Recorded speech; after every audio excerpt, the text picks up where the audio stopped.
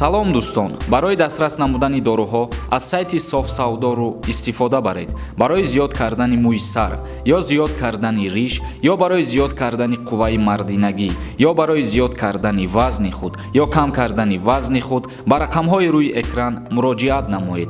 Агар дорӯи харидорӣ кардаи шумо фоида нарасонад, аз номи юристи ҷай муроҷиат кун, возвратш мекунанд. Доставка ба ҳама шаҳрҳои Федератсияи Россия ва берун аз Россия дар муддати 2 рӯз карда мешавад. Фурсатро аз даст маде.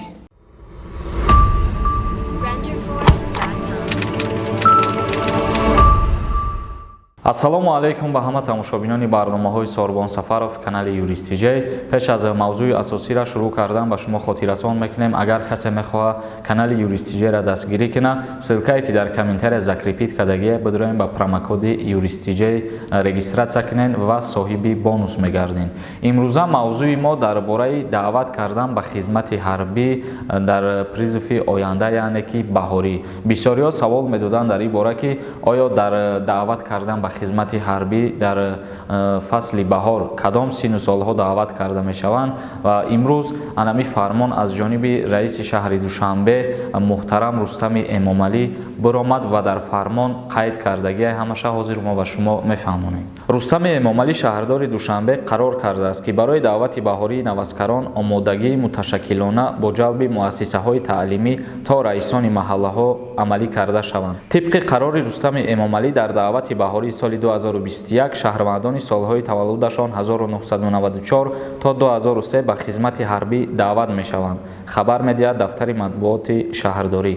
Яъне ки солҳои таваллуде ки аз 1994 то 2003 дар бар мегиранд, дар баҳорӣ ба хизмати ҳарбӣ даъват карда мешаванд. Ва раиси шаҳри Душанбе дар инҷа бо қайд кардагие ки ҳама муассисаҳои таълимӣ ё ки раисони маҳаллара огоҳ кунанд ба ҳамин чиз мақсад назорати ҷиддӣ бигардонанд. Ҳозир як чизи дигара ба шумо мисол меорем ки муассисаҳои таълимӣ барои чӣ? Барое ки дар рафти хониши баъзе аз донишҷӯён ҳастанд донишҷӯёне ки мақсад ғоиби бисёр доранд, дар дарсҳо иштирок намекунанд. Аз ҳамун 36 ғоиб агар ки зиёд шид, аллакай вай пешниҳод мешавад барои хориҷ кардан аз донишгоҳ ва ба ҳамин хотир ӯ шахсиятҳоро низ ҳастай имконияте ки агар ҳамин кирдорҳоро ба амал биёранд, яъне ки дар дарсҳо иштирок накунанд, ба хизмати ҳарбӣ бурда шаванд. Ва солҳои таваллуди 1994 то 2003 ра гуфтем, 2003 нафароне ки иҷа моҳош намераса, ин чиза қонунгузорӣ ба назар мегирад. Яъне ки таваллудаш агар 2003 бошаву 18 сола ҳоло шидагӣ набоша, ин чиза ба назар мегиранд ва ба хизмати ҳарбӣ намебаранд. Хизмати ҳарбӣ даъват карда мешавад аз синни 18 солагӣ. Ҳамин буд як камтарак хабари нав оиди даъват кардан ба хизмати ҳарбӣ дар фасли баҳор, яъне призифи баҳорӣ шурӯъ мешавад аз 1 апрел то 27 мая идома мекунад. Акнун мегзарем ба қисми хондани комментарияҳо. Алишер Назаров нависта: салом акаи Сорбон, мо 4 нафар рӯзи 19 декабр билет гирифтем аз Федератсияи Россия ба Қирғизия Ош. Мо метавонем ба границаи Тоҷикистон даромада. Як нафармон гражданствои Россия дорад, дигаромон гражданствои Тоҷикистон. Илтимос ҷавоб мегардонди саволма. Дар ҳолате ки агар шаҳрвандии Россияро дошта бошед, новобаста аз ӯе ки шумо через Ош меоед ё ки аз Россия прямой ба Тоҷикистон меоед, пайвандои шумо, хешитабори шумо асос шида метавонанд барои ворид шидани шумо ба ҷумҳурии Тоҷикистон. Чихеле ки аз ҷумҳурии Тоҷикистон ягон нафар метавонад ба воситаи падар ё модараш ки агар гражданствои Россияро дошта боша вориди Россия шава, шаҳрванди Россия низ метавонад ба воситаи ягон хешовандаш ё ки падар модараш ки шаҳрвандии Тоҷикистон дора вориди ҷумҳурии Тоҷикистон бигардад. Мустафо Исмоилов нависта: ассалому алайкум додари азиз, ман як шаҳрванди тоҷик ҳастам. Мехоҳам ба саволи худ ҷавоби аниқ ёбам. Бо амри тақдир ман аз оилаи аввалам ҷудо шудам, соҳиби 2 фарзандам. Ман хуб медонам ки ман бояд ҳатман алименти кӯдакҳоро диҳам. Азбас ки ман дар Русия кор мекардам, ҳаққи онҳоро мефиристодам. ҳоло бошад ман шароит надорам, чунки на ҷои кор дораму на ҷои зист. Ба 4 тараф даводав мекунам, ба зур як даҳан нонро меёбам. Боз як кӯдаки 2 сола дорам, ҳамроҳи оилаи навам. Дар хонаи хешу таборон зиндагӣ дорем. То мӯътадил шудани вазъият, яъне ба муҳоҷирати меҳнатӣ ба Русия, ман наметавонам ки алименти кӯдаконро супорам. бародари азиз, дар ҳолате ки ту шароит дорӣ ё ки надорӣ, алимент ба фарзанд споридан ҳатмие ва дар ҳолате ки ту агар саркашӣ мекунӣ, ба ҷои ту метавонӣ ягон бародарат биспора, ба розигии худшон ё ки падарат биспора ё ки умуман аз аҳли оилаи шумо, аз пайвандои шумо дилхоҳ ба хоҳиши худшон метавонанд ки алименти фарзанди тура ягон каси дига супоранд. Ва дар ҳолате ки ту чандин моҳо супорида наметавонӣ, агар ҳамсари ту розӣ боша, то корои ту соз шидана, яъне то кор биромадани тура ту дасткашӣ кунӣ аз супоридани алимент ва ҳамсарат даъво накуна. Агар баъдан кору фаъолиятат ки шурӯъ шид, метавонӣ ки пули чандмоҳа наспоридагитам супориам бихоҳӣ. Ҷалолиддин Хоҷаев нависад: ака, як савол доштам. Ман як студентам, студенти Россия. Чо кунем ки бирем Россия барои хондан чӣ кор кунем ака?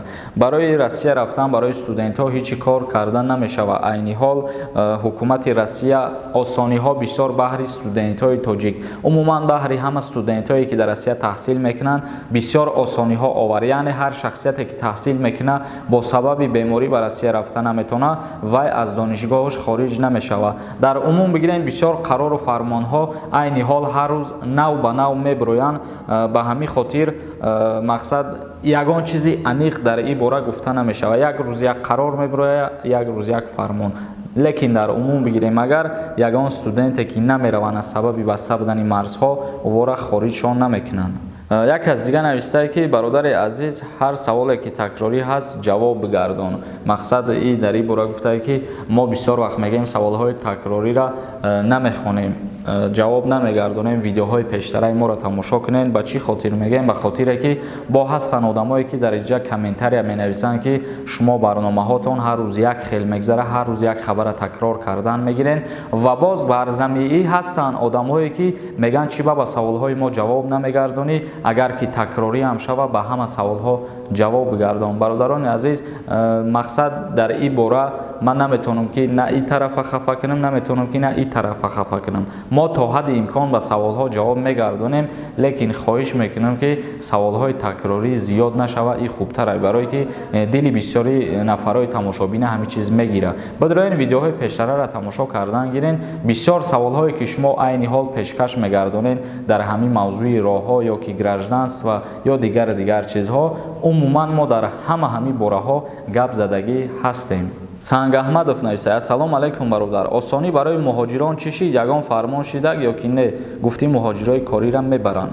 Бародари азиз, аз ҷониби палатаи мақсад меҳнати Федератсияи Россия ҳамин чиз пешниҳод шидагиай, ҳоло ба имзо расидагӣ нест ва аниқ шидагӣ нестае ки кай ва чӣ гуна муҳоҷирои меҳнатиро бо сабаби зиёд гардонидани қувваи корӣ дар Россия барбигардонанд. Лекин аллакай ин сеюмин ё чорумин пешниҳодае ки ба ҳукумати Россия пешниҳод шидаистае ки қувваи корӣ дар Россия кам шидаистае, муҳоҷироро барбигардонанд ва мумкин ки рӯзҳои наздик ягон хулосаи аниқ бироранд, ба имзо бираса ҳамин чиз.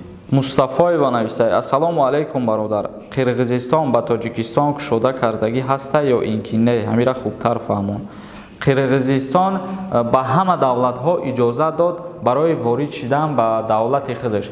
Яъне ки то анамин моҳи декабра границаҳош маҳкам буд, ғайр аз Федератсияи Россия ё боз чандин давлати дигар, ва баъд аз моҳи декабр, баъд аз числоҳои 3-4 аллакай ба ҳама давлатҳо иҷозат дод ки ҳар касе ки шаҳрвандии Қирғизистон дора ё ки надора, аз инҷа пас метавона ворид ба ин кишвар шавад. Тамошобинони азиз, видеоро ҷамъбаст мекунем. Ягон саволи дигар бошад, дар Инстаграм саволотонро равон кунед ва дар канали Юрист Тиҷей обуна шидана фаромӯш намекунед. Худованд ҳамаи мо ва шуморо нигаҳбон бошад.